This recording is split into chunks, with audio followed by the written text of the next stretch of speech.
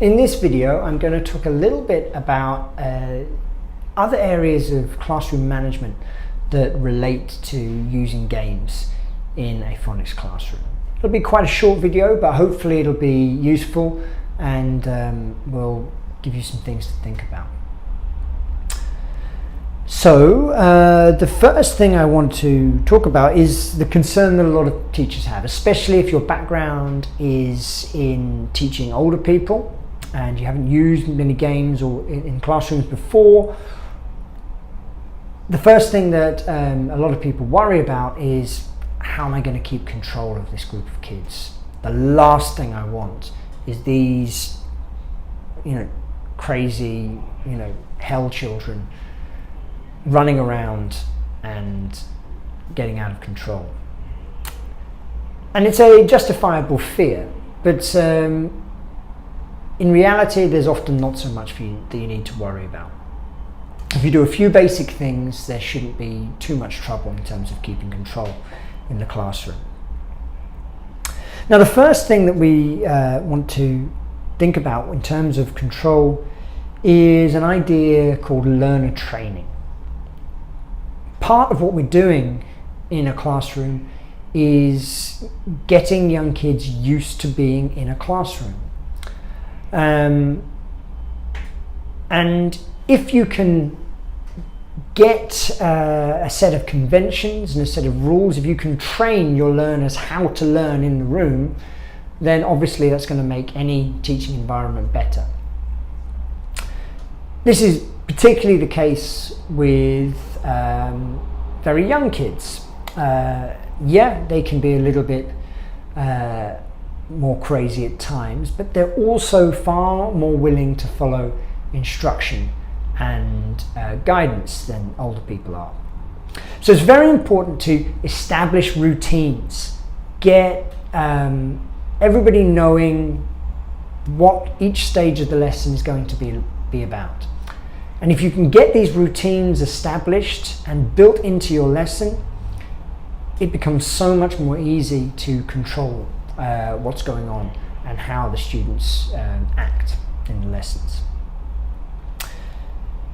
So, especially with regards to games, if there are a few actions that always happen, generally they will always be followed. So in my own classrooms, when I want the students to stand up, I will have a physical gesture which lets them all know. I will just go stand up and like this. I feel a bit of a fool doing it on a video, but it's still doesn't reduce its effectiveness with kids. They all can see the physical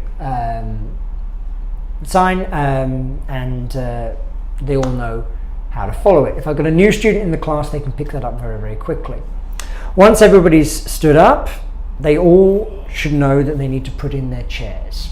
Nothing can proceed until the next stage that you want done is done. So they all put in their chairs. And then if I want them to line up, I will do it with this action like this. And we'll all want them to line up. And we'll all line up in the same place that we do for all the other games. So if the game requires turn taking of any kind, generally I will have them all line up in exactly the same spot in the classroom. So if you can get these routines set up, it will really, really help in terms of the learner training. Many teachers use reward as a method of maintaining this control, and that's a kind of learner training too. You're getting them used to like Pavlov's dogs. There are certain triggers that they know will happen if they do something, and that one will be regarded as good and that one will be regarded as bad. So names on the board, stars on the board, things like this, all very useful in terms of learner training for games. So if you can get your routines established, generally speaking, the management should be fairly easy. As long as the tasks aren't running for too long, most people will be able to focus well enough in those situations. So we also have another thing that we need to think about, aside from learner training, which is you need to think about what's going on all of the time. Now, what do I mean by that? Well, it's very easy to think, well, okay, I'll get students to line up and they'll come up to the board one by one, we do something up at the board, and then they'll go back. You need to think about what the other children are going to be doing at the same time. And as long as you've thought about that, generally speaking, you won't have any problems with it. So if you're doing a finding game where maybe you've got flashcards all over the floor and you say, everyone find it, they're all going to run and they're going to bump into each other and things like that are going to happen. So you've got to consider not just what one student is doing, but what all of the other students are doing. This is another reason why lining up is quite good, because waiting in a line is actually a thing to do, especially if it's you want them to stay in position. Telling them to keep their backs to the wall is a very, very useful thing for them to do. Instead of having nothing to focus on, they're focusing on their shoulders staying on the wall, and they will police each other, telling Jimmy next to them that Jimmy hasn't got his back on the wall in the right way, and so on. So think about this. Think about what are they doing, what are the other children doing while one children is interacting. If you can give them a job to do, maybe they've got to check that everything is done correctly or something like that. That's also another very useful way of giving them something to do and keeping everyone occupied all the time.